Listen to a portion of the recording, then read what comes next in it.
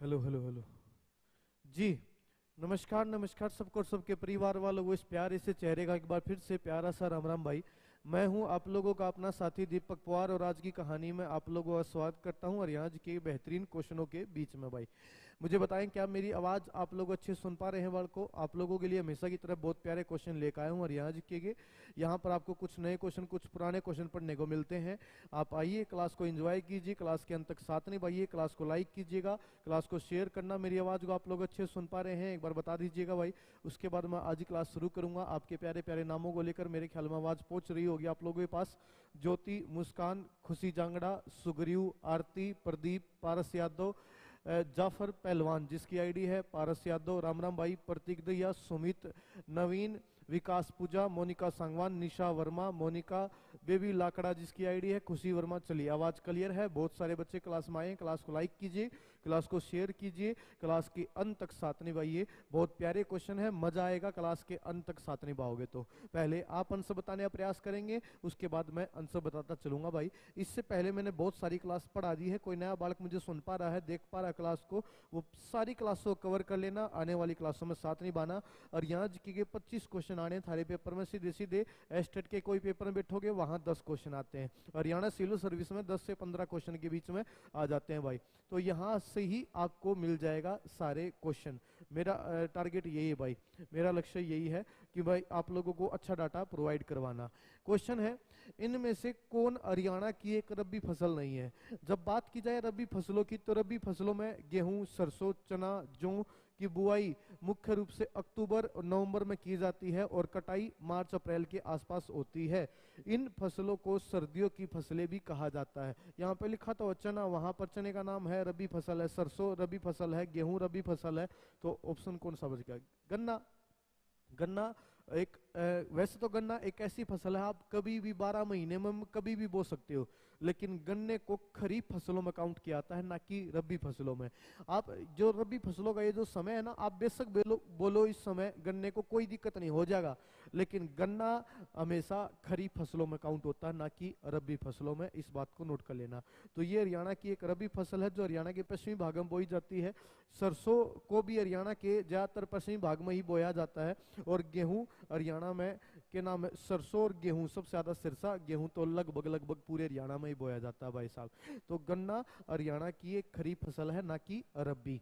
आगे बढ़ जाते हैं। आज की क्लास का अगला क्वेश्चन ये हमारे सामने, इनमें से कौन सा हरियाणा का सबसे छोटा वन्य जीव अभ्यारण्य है? वाइल्ड लाइफ सेंचुरी है। सबसे छोटा वन्य जीव अभ्यारण्य कौन सा है?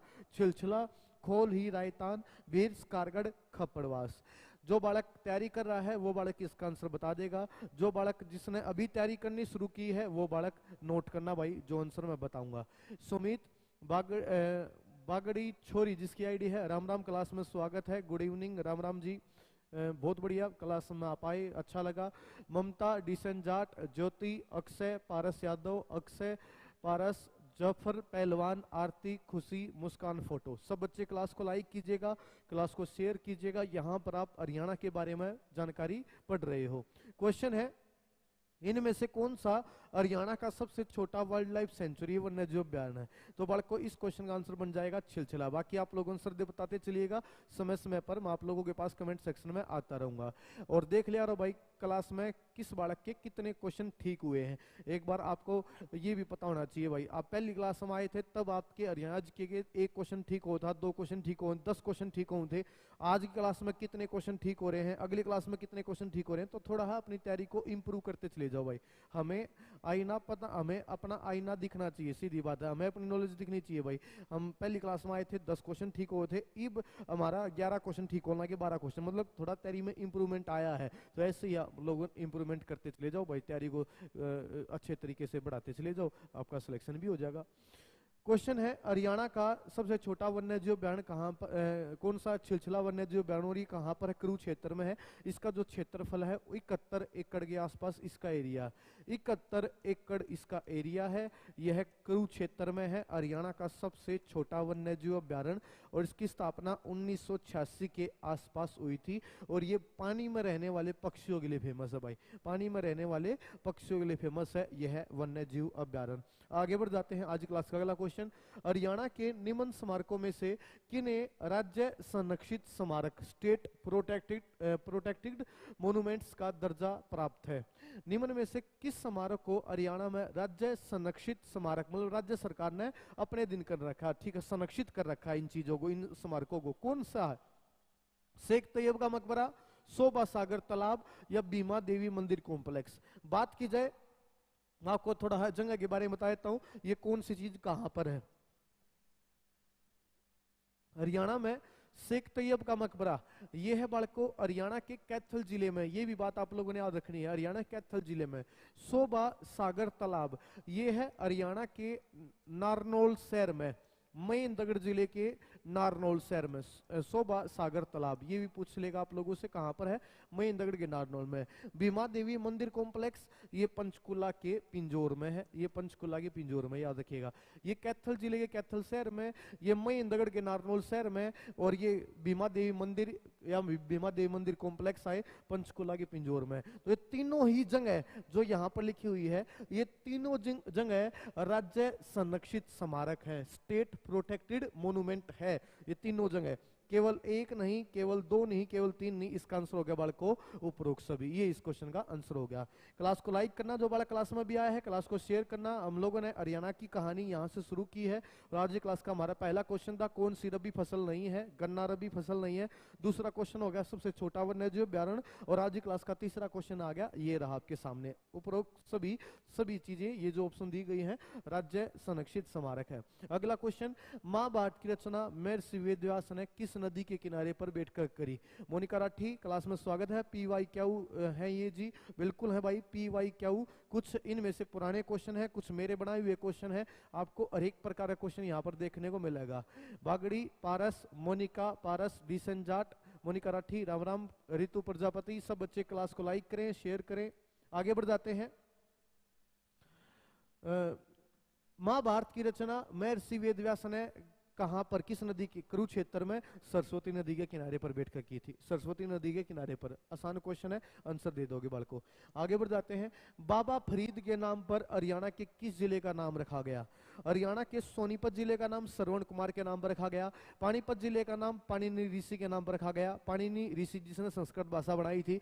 करनाल जिले का नाम राजा कर्ण के नाम पर रखा गया। कुरुक्षेत्र जिले का नाम राजा कुरु सवर्ण के नाम पर, कुरु के नाम पर रखा गया, राजा कुरु के नाम पर। अंबाला का नाम अंबालिका रानी के नाम पर रखा गया। पंचकुला का नाम 5 नहरों के नाम पर रखा गया। कई 5 कुएं या 5 झरने बोल देते हैं, लेकिन HSC ने इसका आंसर 5 नहरें मानना है। पंचकुला का नाम, यमुनानगर का नाम यमुना नदी के नाम पर रखा गया। कैथल का नाम हनुमान जी के नाम पर रखा गया। जींद का नाम जयंती माता मंदिर के नाम पर रखा गया। उसके बाद फतेहाबाद का नाम फिरोज शाह तुगलक के बेटे फतेह खां के नाम पर रखा गया। सिरसा का नाम सीरस पेड़ों के नाम पर रखा गया। हिसार का नाम भाई फिरोज शाह तुगलक के किले के नाम पर रखा गया। अस्सी जो हरियाणा का 23वां जिला बना है।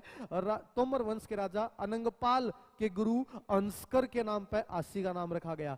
तोमर वंश के राजा अनंगपाल के गुरु अंस्कर के नाम पर अस्सी का नाम रखा गया। उसके बाद भिवानी का नाम राजपूत राजा नीम सिंह की पत्नी भानी के नाम पर रखा गया। चरखी दादरी का नाम दादर झील के नाम पर रखा गया। महेंद्रगढ़ का नाम राजा मोहिंदर सिंह के नाम पर रखा गया। उसके बाद भाई रेवाड़ी का नाम राजा रेवत की बेटी रेवती के नाम पर रखा गया। मेवात का नाम मेव जाति के नाम पर। पलवल का नाम पुल्ला अम्बा सुराक्षस के नाम पर रखा गया। फरीद दवारा आबाद की गई जगह फरीदाबाद बाबा फरीद के नाम पर फरीदाबाद का नाम रखा गया। और गुरुग्राम का नाम गुरु द्रोणाचार्य के नाम पर। झज्जर का नाम छज्जू जाट किसान के नाम पर। रोहतक का नाम राजपूत राजा रोहतास पुआर के नाम पर। लो जी, कई लोग कहते हैं राजपूत राजा रोहतास पुआर की बेटी रोहतकी के नाम पर रोहतक का नाम रख दिया, लेकिन शुरुआत में रोहतक का नाम राजपूत राजा रोहतास के नाम पर रोहतास बुरुम रखा गया था। बाद में उसने अपनी बेटी के नाम पर इस जगह नाम चेंज कर दिया था। हरियाणा के सभी जिलों का नामकरण मैंने आपको पढ़ा दिया है 1 मिनट में। अब इस क्वेश्चन का आंसर क्या बन जाएगा भाई? फरीदाबाद। बाबा फरीद के नाम पर हरियाणा के फरीदाबाद जिले का नाम रखा गया। आगे बढ़ जाते हैं। आज क्लास का अगला क्वेश्चन, हरियाणा विधानसभा की पहली अध्यक्ष सन्नो देवी हरियाणा बनने से पहले 1962 से 1966 के बीच में, 1962 से 1966 के बीच में, आप ध्यान दीजिएगा, हरियाणा बनने से पहले पंजाब विधानसभा में खालिस्तान के रूप में कार्य किया। इन्होंने पंजाब विधानसभा में खालिस्तान के रूप में काम किया, उप सचिव के रूप में, उपाध्यक्ष के रूप में, संयुक्त सचिव के रूप में या अपर सचिव के रूप में। एक बार दोबारा क्वेश्चन पढ़ दूंगा बच्चे। हरियाणा विधानसभा की पहली अध्यक्ष स्पीकर सन्नो देवी, भारत की, ये हरियाणा के साथ साथ भारत की पहली महिला विधानसभा स्पीकर भी थी। ये क्वेश्चन आपको सेंटर लेवल पे हेल्प करेगा, एसएससी, सीजीएल, रेलवे वहां पूछ सकता है कि भारत की पहली महिला विधानसभा स्पीकर कौन थी? सन्नो देवी। किस राज्य में बनी? हरियाणा, 1966 में। लेकिन 1966 तक पहला पंजाब विधानसभा में ये किस पद पर कार्यरत थी, आप लोगों ने बताना है। किस रूप में इन्होंने काम किया वो अपना बताना है जी। ये उपाध्यक्ष होया करती, ये बात नोट कर लेना भाई, ये उपाध्यक्ष थी बालको। बिल्कुल ठीक कह रहा है, आंसर हो जाएगा बी उपाध्यक्ष, डिप्टी स्पीकर। 1962 से 1966 के बीच में ये पंजाब विधानसभा की डिप्टी स्पीकर रही है, उपाध्यक्ष रही है। आगे बढ़ जाओ भाई, आज की क्लास का अगला क्वेश्चन ये रहा हमारे सामने। हरियाणा में कितनी विधानसभा क्षेत्र अनुसूचित जातियों के लिए आरक्षित है?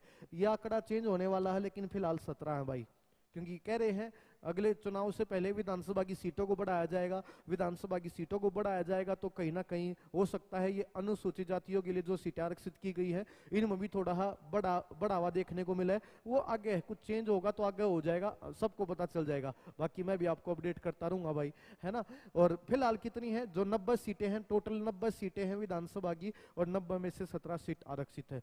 सोनीपत जिले की खरखोदा सीट आरक्षित है, पानीपत की इसराना सीट आरक्षित है, करनाल की नीलोखेड़ी सीट आरक्षित है, कुरुक्षेत्र की शाहबाद सीट आरक्षित है, अंबाला की मुलाना सीट आरक्षित है, पंचकुला जिले में कोई सीट आरक्षित नहीं है। यमुनानगर की साडौरा या सदौरा सीट आरक्षित है, कैथल की गुला सीट आरक्षित है, जींद जिले की नरवाना सीट आरक्षित है, फतेहाबाद की रतिया सीट आरक्षित है, सिरसा की कालावली सीट आरक्षित है। फिर तीसरे हिस्से में जो इसार की उकलाना सीट आरक्षित है, आसी में कोई सीट आरक्षित अभी तो पता नहीं है भाई, अभी थोड़ा जानकारी नहीं आई आसी की। इसार की उकलाना सीट आरक्षित है। अब ये उकलाना 80 में गई है कि हिसार में रहेगी है, थोड़ा बहुत अपडेट चीजें होंगी तब हमें जानकारी अच्छे से हो जाएगी। भिवानी की भवानी खेड़ा सीट आरक्षित है। भिवानी के बाद के नाम है अब आजो चरखी में कोई सीट आरक्षित नहीं है भाई। महेंद्रगढ़ में कोई सीट आरक्षित नहीं है। विधानसभा की रेवाड़ी में 52 सीट आरक्षित की गई है। रेवाड़ी के बाद मेवात में कोई सीट आरक्षित नहीं। पलवल की होडल सीट आरक्षित है। फरीदाबाद की कोई सीट आरक्षित नहीं है। गुरुग्राम की पटौदी सीट आरक्षित है। उसके बाद झज्जर विधानसभा सीट आरक्षित है। रोहतक की कलानौर सीट आरक्षित है। आप क्लास को रोक रोक कर देखोगे तो मैंने 17 की 17 विधानसभा की सीट आरक्षित जो है वो आपको बता दी है। आगे बढ़ जाते हैं बालको। आज की क्लास का अगला क्वेश्चन हमारे सामने ये रहा, इनमें से कौन हरियाणा के राज्यपाल को उसके पद से हटा सकता है? निम्न में से कौन हरियाणा के राज्यपाल को उसके पद से हटा सकता है? हरियाणा विधानसभा हटा सकती है, भारत की संसद हटा सकती है, भारत का राष्ट्रपति हटा सकता है, या भारत का सर्वोच्च न्यायालय हटा सकता है? बालको बताएं। पारस यादव कह रहा है मैसेज चेक करना एमएस। ठीक है भाई, कर लेगा मैसेज चेक। साहिबा डिसेंट, सुमित डिसेंट, मोनिका सांगवान, विजेंद्र कुमार, मुस्कान, मीता, उषा, मोनिका राठी, उषा, मीता फौजी, सब बच्चे। ठीक है भाई। आशी जिला नहीं पढ़ा है अभी तक, पढ़ोगे। आशी के बारे में मैं थोड़ा इन्फॉर्मेशन इकट्ठी करना आ रहा हूँ, ऑथेंटिक सी इन्फॉर्मेशन जो जहाँ डाउट से ना बने, तो वो सारी चीजें मैं इकट्ठा करके आप लोगों के सामने पेश करूंगा भाई। सारी चीज मैं आपके सामने पेश करूंगा दोस्त, टेंशन मत लो। आशी के बारे में पढ़ाऊंगा। निम्न में से कौन हरियाणा के राज्यपाल को उसके पद से हटा सकता है? जनाब, भारत का राष्ट्रपति हटा सकता है। ये शक्ति किसके पास है? भारत के राष्ट्रपति के पास है। अच्छा क्वेश्चन है, आपके पेपर में आ सकता है दोस्त, रिपीटेड क्वेश्चन। अगला क्वेश्चन, हरियाणा के निम्न राज्यपालों में से कौन एक नौकरशाह थे? हरियाणा के निम्न राज्यपाल में कौन एक नौकरशाह थे? हरियाणा के पहले राज्यपाल की बात की जाए तो पहला राज्यपाल था धर्मवीर, दूसरा राज्यपाल था बीएन चक्रवर्ती, तीसरा राज्यपाल था रंजीत सिंह नरूला, चौथा राज्यपाल था जय सुखलाल आथी, पांचवा राज्यपाल था अर्जुन सिंह बराड़, छठा राज्यपाल था सुरजीत सिंह सिद्धवालिया, सातवां राज्यपाल था जीडी तपासे गणपतराव देवजी तपासे, आठवें राज्यपाल थे सैयद मुजफ्फर हुसैन बरनी, नौवें राज्यपाल थे हरि आनंद बरारी, 10वें थे धनिकलाल मंडल, 11वें महावीर प्रसाद, 12वें बाबू परमानंद, 13वें ओपी वर्मा, सबसे छोटा कार्यकाल, 14वें AR किदवई, अखकालूर रहमान किदवई, 15वें जगन्नाथ पाड़िया, 16वें कप्तान सिंह सोलंकी, 17वें सत्यदेव नारायण आर्य, 18वें बंडारू दत्तात्रेय और 19वें नंबर के जो अभी हैं असीम कुमार घोष। 19 राज्यपाल आए हैं हरियाणा में। तो पूछ रखा निम्न में से कौन से राज्यपाल एक नौकरशाह थे, मतलब एक आईएएस अधिकारी, मतलब यूपीएससी अधिकारी रहे हैं। ठीक है भाई, मुजफ्फर हुसैन बर्नी इसका आंसर बनेगा। हरियाणा के 8वें राज्यपाल मुजफ्फर हुसैन बर्नी, MH बर्नी, हरियाणा के 8वें, और लेकिन हरियाणा का पहला मुस्लिम राज्यपाल है। हरियाणा के 8वें, हरियाणा का पहला मुस्लिम राज्यपाल है मुजफ्फर हुसैन बर्नी, जो एक आईएएस अधिकारी रहे हैं। अगला क्वेश्चन, राज्यपाल सही क्वेश्चन आ गया बालको। हरियाणा के राज्यपाल के संबंध में निम्न कथनों में से कौन सा सही है? एक बार पढ़ो भाई, आंसर बताओ। एक बार मैं आप लोगों के पास कमेंट सेक्शन में आ रहा हूं भाई, आपके प्यारे नाम लेने के लिए। अंकुश गुज्जर भाई, बहुत बढ़िया, क्लास में स्वागत है। असीम कुमार घोष, बिल्कुल ठीक है रहे हो। आलोक मिश्रा, सर डी कंप्लीट है लेकिन ये तो आप भाई कोई सेंट्रल जो हिस्ट्री वगैरह जान, मतलब जो सेंट्रल लेवल की जीके वगैरह पढ़ाता होगा, यूपी की चीज पढ़ाता होगा, वो थोड़ा ज्यादा जानकारी रखता है। मैं भाई यूपी टेट नहीं, मैं तो केवल हरियाणा के बारे में इंफॉर्मेशन दे सकता हूँ भाई आपको। हरियाणा के बारे में, HSC के बारे में पूछ ले, HPSC के बारे में पूछ ले, स्टेट के बारे में पूछ ले, ये जानकारी मैं दे सकता हूँ भाई। इस प्रकार की जानकारी आप पांडे सर से पूछिएगा। आलोक मिश्रा भाई, जो आप क्लास में आए हो, इस प्रकार की जानकारी, यूपी के बारे में जानकारी, सेंट्रल लेवल के बारे में जानकारी आपको पांडे सर बेहतर देंगे। यहाँ इस प्लेटफॉर्म पर आपको मिल जाएंगे, उनकी क्लास मिल जाएगी। तो पांडे सर की क्लास में आइएगा, उनके बारे में इसके बारे में उनसे पूछ लीजिएगा। हरियाणा के राज्यपाल के संबंध में निम्न कथनों में से कौन सा कथन सही है? वह हरियाणा केंद्रीय विश्वविद्यालय के कुलाधिपति, केंद्रीय विश्वविद्यालय नहीं, ये राज्य विश्वविद्यालय के भाई चांसलर होते हैं। राज्य स्टेट यूनिवर्सिटी के चांसलर होते हैं राज्यपाल, सेंट्रल यूनिवर्सिटी का थोड़ी होगा। सेंट्रल का तो राष्ट्रपति होता कहीं ना कहीं। तो ये बात तो मेरे हिसाब से गलत लिख रखी है। ये बात गलत है तो फिर ये सभी नहीं होगा इसका आंसर। पहली बात गलत है तो ये सभी इसका आंसर नहीं होगा। फिर इसका आंसर या तो केवल 3, या 2, 3, 4, या 2, 3। कौन सा कथन सही है ये बताना है। एक जो पहले नंबर पर लिख रखा था वो कथन गलत है, ये पक्का है। वह राज्य के किसी भी लाभ के पद को धारण कर सकते हैं राज्यपाल। कैसे?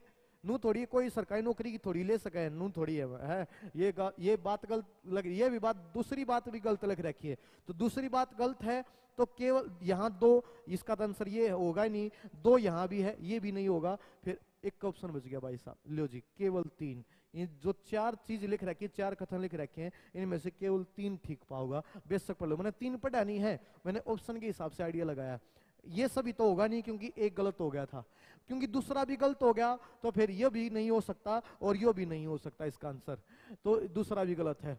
वह Indian red cross society Haryana राज्य शाखा के अध्यक्ष होते हैं, यह बात ठीक लिख रखी है। तीसरी ठीक है भाई।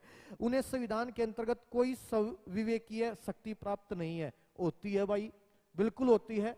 कुछ इनको शक्तियां, सविवेक शक्तियां प्राप्त होती है, याद रखिएगा। तो यहां लिख रखा नहीं है, ये बात गलत है। इसके पास कुछ शक्तियां होती हैं। तो इस क्वेश्चन का आंसर हो गया बालकों केवल 3 ठीक है। जिन बालकों ने आंसर दिया है उनकी बहुत अच्छी तैयारी है भाई, ऐसे ही मेहनत करते चले जाइएगा।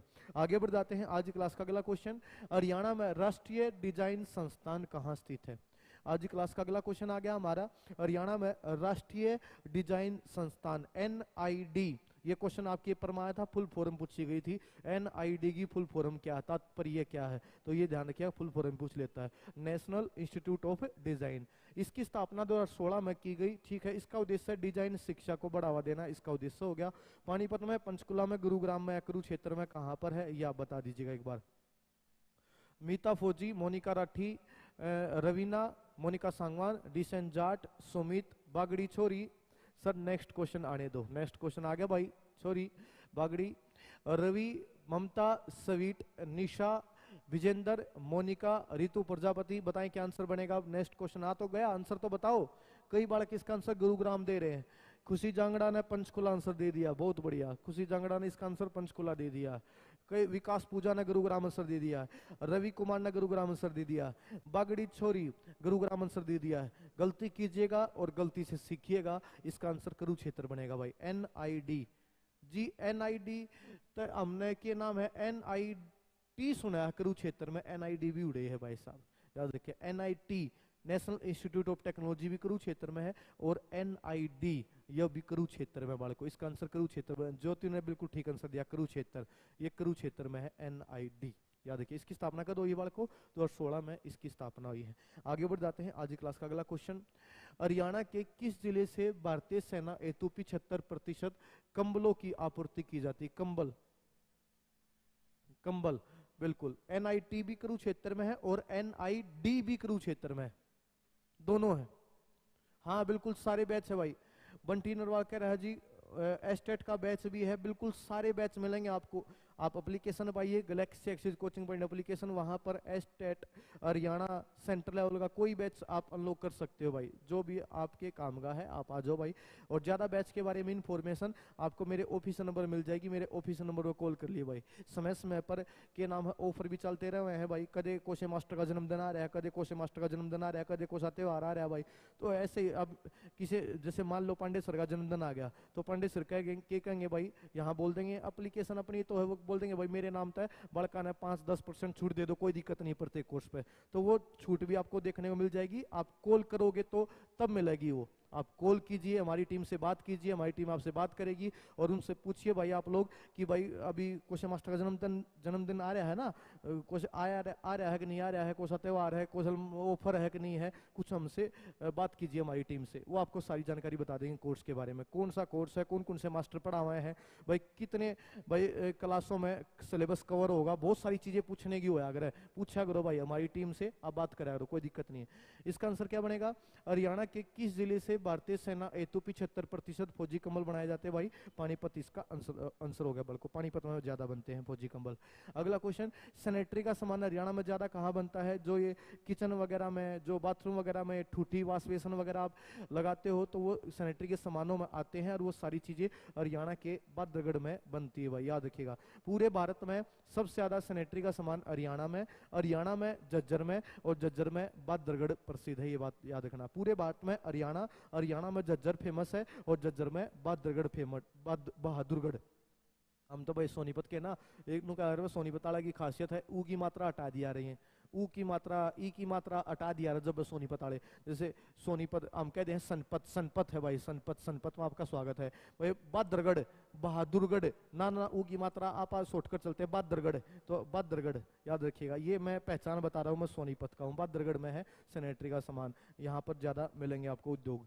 आगे बढ़ जाते हैं, सूरजपुर कहाँ पर है भाई? ये है कि भला जी इसने भी ऊ की मात्रा हटा दो, एक आधी जगह हटाओ है, सारी जगह नू थोड़ी हमारी सारी जगह ऊ की मात्रा खा जाएंगे, फिर तो भाई साहब अलग सा माहौल हो जाएगा कि सारी जगह खाओगे, एक आधी जगह खा ले हैं, एक आधी जगह शब्द खा लें, कोई दिक्कत नहीं है।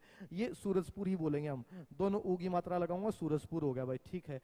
किस उद्योग हेतु प्रसिद्ध सूरजपुर? पहली बात तो कहां पर है? ये पंचकुला में एक जगह का नाम है सूरजपुर, और वह यहाँ पर पटियाला रियासत के राजा भूपेंद्र सिंह ने एक फैक्ट्री लगाई थी जिसका नाम था भूपेंद्रा सीमेंट फैक्ट्री। तो ये जगह जनाब सीमेंट उद्योग के लिए फेमस है। 1937 में पटियाला रियासत के राजा भूपेंद्र सिंह ने पंचकुला के सूरजपुर नामक जगह पर एक भूपेंद्रा सीमेंट फैक्ट्री लगाई थी, जो बाद में भाई हरियाणा सरकार ने अपने कब्जे में ले लिया। उसके बाद ये फैक्ट्री बंद होगी, वो बात अलग है। आज ये फैक्ट्री बंद होगी, सीमेंट फैक्ट्री के लिए प्रसिद्ध है भाई ये जगह। आगे बढ़ जाओ, आज की क्लास का अगला क्वेश्चन, देवी रूपक योजना, एक योजना है देवी रूपक योजना, राज्य में कब आरंभ हुई थी? वैसे तो पेपर में खासकर ज्यादातर नई योजनाएं ही पूछता है, लेकिन एक अधिक पुरानी योजना है, वो भी इंपॉर्टेंट है, वो भी आप लोगों ने ध्यान रखनी है भाई। देवी रूपक योजना लिंगानुपात को सुधार करने के लिए हरियाणा सरकार के द्वारा चलाई गई एक योजना है, देवीलाल के नाम पर चलाई थी उनके बेटे ओम प्रकाश चौटाला ने। ओम प्रकाश चौटाला हरियाणा के मुख्यमंत्री बने थे, ओम प्रकाश चौटाला हरियाणा के मुख्यमंत्री बने थे भाई 1999 से 2005 के बीच में। हालांकि ये पहला भी 3 बार मुख्यमंत्री रह लिए, इससे पहला भी 3 बार मुख्यमंत्री रहा है, लेकिन फिलहाल मैं इस कार्यकाल को लेकर चल रहा हूँ। ओम प्रकाश चौटाला 1999 से 2005, तो इनके अपने समय ही इन्होंने अपने पिता देवीलाल के नाम पर ये देवी रूपक योजना चलाई थी। बताओ बड़को इसका आंसर क्या है भाई? 2002 मेरा जन्म हुआ था, बागड़ी छोरी करी है, 2002 में इसका आंसर बनेगा। निशा, मोनिका, विकास पूजा, उषा, रितु प्रजापति, रवीना, मोनिका राठी, मीता, रितु प्रजापति, मुस्कान कुमारी, मीता, उषा, ज्योति, निशा वर्मा। बागड़ी छोरी कहीं आप लड़का तो नहीं, क्योंकि लड़कियां तो ऐसे जन्म बताती नहीं, अपनी उम्र बताती नहीं भाई। हमें डाउट हो रहा है, बागड़ी छोरी आपने जन्म बताया है, लड़कियां सहज ही अपना जन्म बताती नहीं भाई, ऐसे आपने बता दिया तो मुझे डाउट हो रहा है कहीं आप लड़का तो नहीं। बोला जी कोई बात ना जी, चलो बता दिया। सोनू खन्ना, कुणाल धनखड़, निशा वर्मा, बिल्कुल ठीक कह रहे हो भाई। 25 सितंबर, 25 सितंबर देवीलाल का जन्म दिवस होता भाई, 25 सितंबर। तो 25 सितंबर 2002, साल 2002 को ओम प्रकाश चौटाला ने देवी रूपक योजना की शुरुआत करी, देवी रूपक योजना की शुरुआत करी। आगे बढ़ जाते हैं, आज की क्लास का अगला क्वेश्चन। हरियाणा में महात्मा गांधी ग्रामीण बस्ती योजना की शुरुआत कब हुई? अब बताओ भाई इसका आंसर क्या बनेगा। इसका मुख्य उद्देश्य है राज्य के ग्रामीण क्षेत्रों में अनुसूचित जाति, पिछड़ा वर्ग व बीपीएल परिवारों को 100 वर्ग गज के प्लाट उपलब्ध करवाना इसका उद्देश्य है इस योजना का। आपने बताना हरियाणा महात्मा गांधी ग्रामीण बस्ती योजना की शुरुआत कब हुई थी? 2007, 2008। महात्मा गांधी के नाम पर चलाई गई, महात्मा गांधी जयंती पर यह चलाई गई, इतना पक्का। 2 अक्टूबर को ये शुरू हुई थी, बस साल बताना आप लोगों ने, 7 में, 8 में, 9 में या 6 में। बताओ वाले को, इस क्वेश्चन का आंसर बताओगे मजा आ जाएगा भाई।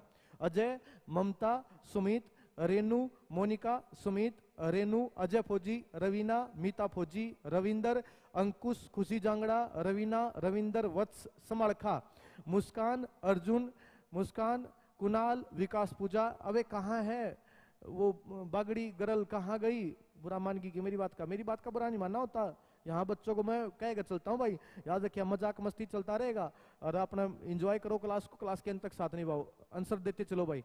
रवि, विकास, निशा, कुणाल, ज्योति, अर्जुन, विजेंदर। 2 अक्टूबर, हाँ। मुस्कान फोटो बिल्कुल सेफ है, 2 अक्टूबर। फिर साल तो बता भाई। 2008, 2 अक्टूबर 2008 को हरियाणा में महात्मा गांधी ग्रामीण बस्ती योजना की शुरुआत हुई। इसका उद्देश्य आप लोगों के सामने है। आगे बढ़ जाओ, आज की क्लास का हमारा अगला क्वेश्चन, और ये हो जाएगा हमारा आज की क्लास का 1, 2, 3 और 4। आज की क्लास का 4th लास्ट क्वेश्चन आप लोगों की स्क्रीन पर लो जी।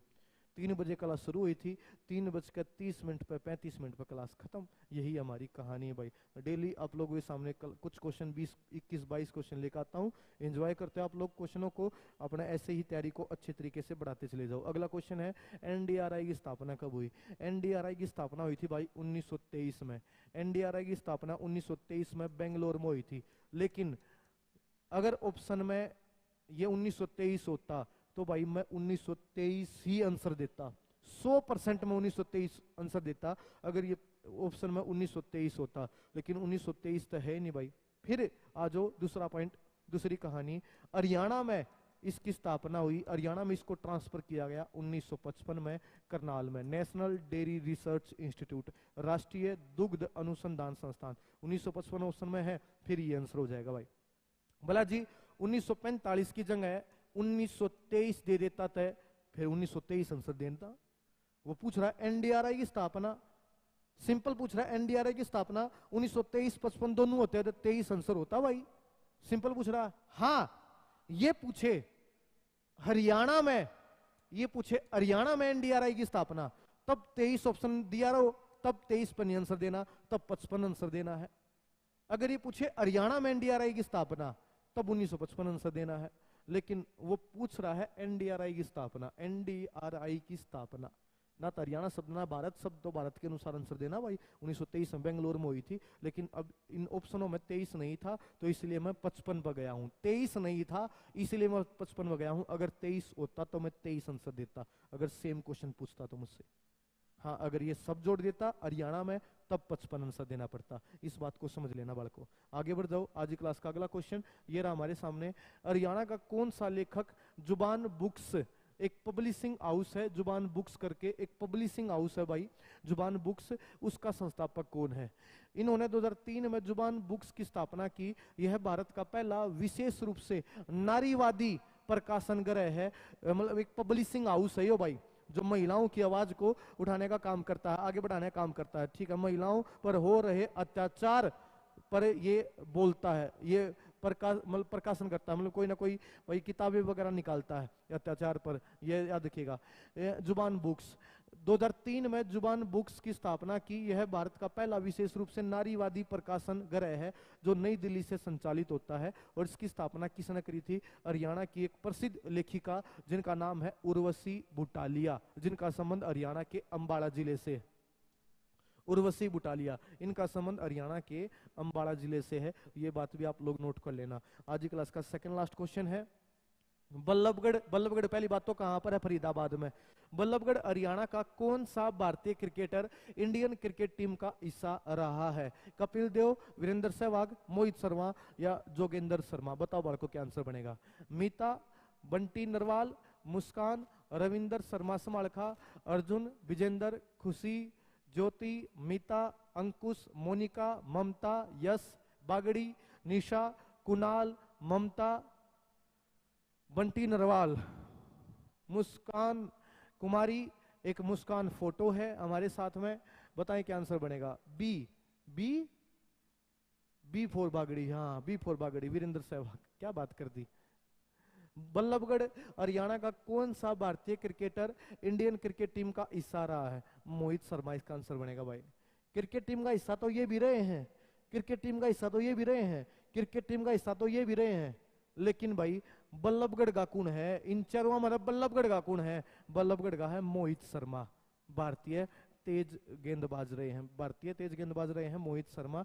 भारतीय टीम में खेल चुके हैं, आईपीएल वगैरह खेल रहे हैं। याद रखिएगा मोहित शर्मा का संबंध कहां से है भाई? फरीदाबाद के बल्लभगढ़ से। याद से पूछ लेगा भाई मोहित शर्मा खिलाड़ी का संबंध कहां से है, मोहित शर्मा खिलाड़ी का संबंध किस खेल से है, वो आप लोगों ने पहचानना भाई साहब। याद रखिएगा बिल्कुल। ये इनका जन्म नजफगढ़, वीरेंद्र सहवाग ये चंडीगढ़, और ये जोगेंद्र शर्मा रोहतक। बल्लभगढ़ से कौन है? सी भाई। याद रखिए मोहित शर्मा। आगे बढ़ जाते हैं। आज की क्लास का लास्ट क्वेश्चन, इनमें से कौन हरियाणा का एक शहर नहीं है? ये भी बहुत प्यारा क्वेश्चन आया। ऐसे क्वेश्चन भी हमसे पूछ ले जाते हैं। अच्छा लेवल का क्वेश्चन, ये आसान नहीं है दोस्त, आसान आप कह ही नहीं सकते इस क्वेश्चन को आसान। आंसर दे दो और बता दो आसान है तो आंसर दे दो और कह दो भाई आसान था जी। ये तो बहुत आसान क्वेश्चन था। बताओ आंसर क्या बनेगा। लास्ट क्वेश्चन है, एक बार सब बच्चों के नाम मैं पढ़ना चाहूंगा इस क्वेश्चन में। एक बार दोबारा क्वेश्चन पढ़ता हूँ। इनमें से कौन हरियाणा का एक शहर नहीं है? झांसा, जोजूकला, डिगावा जट्टा या जाजपुर? बताओ बालको कौन सा नहीं है? मोनिका सांगवान, यश, ममता, मोनिका, रेनू, सुमित, सोनू खन्ना। मीता फौजी बोल रहा झांसी। अरे झांसी ना है यो, झांसी अलग चीज है, झांसा अलग है, एक कस्बा है यो, हरियाणा में है भाई झांसा। याद रखिएगा कुरुक्षेत्र में, ये कुरुक्षेत्र में है। ये आपको के नाम है चरखी दादरी के आसपास मिल जाएगा, ये आपको भिवानी में मिल जाएगा। ये तीनों हरियाणा में है, आप सर्च कर लेना, इन शहरों के नाम सर्च कर लेना है। तीनों हरियाणा में है, यो भी हरियाणा में है, यो भी हरियाणा में है, यो भी हरियाणा में है। ये कुरुक्षेत्र में पाओगा, यो चरखी दादरी साइड पाओगा, यो भिवानी साइड पाओगा। याद रखिए ये तीनों हरियाणा में है, जाजपुर हरियाणा में नहीं है। बोला क्या बात करे हो जी, जाजगढ़ हरियाणा में है, फिर जाजगढ़ और जाजपुर में हमको अंतर नहीं मान रहे। जैसे इस भाई ने क्या करा, झांसी और झांसा, इसने कोई अंतर नहीं माना। अंतर है भाई, झांसी में और झांसा में अंतर है। अंतर झांसी हमारे यहाँ पर नहीं है, झांसा हमारे यहाँ पर होगा। वो अंतर है भाई जाजगढ़ और जाजपुर में। जाजगढ़ है जज्जर में, एक गांव है जज्जर में जाजगढ़, लेकिन जाजपुर ये हरियाणा में नहीं, ये राजस्थान में बालको, ये राजस्थान में जाजपुर। अगर जाजगढ़ होता तो फिर वो तो हरियाणा में था जज्जर में, लेकिन जाजपुर ये राजस्थान में है। बाकी ये तीनों जगह हरियाणा में है। इस बात को नोट कर लेना। ऐसे क्वेश्चन हमसे पूछे आते, अच्छे लेवल का क्वेश्चन था, आसान क्वेश्चन नहीं था। तो ऐसे ही प्यारे प्यारे क्वेश्चनों के साथ मैं आप लोगों के सामने आता रहूंगा। आप लोग बस साथ निभाइएगा। आज की क्लास में आने के लिए आपका बहुत बहुत धन्यवाद। मिलता रहूंगा भाई, खुश रहें, परिवार का ध्यान रखें। नमस्कार, राम राम, जय हिंद, जय भारत, जय हरियाणा। राम राम भाई सारे बड़का।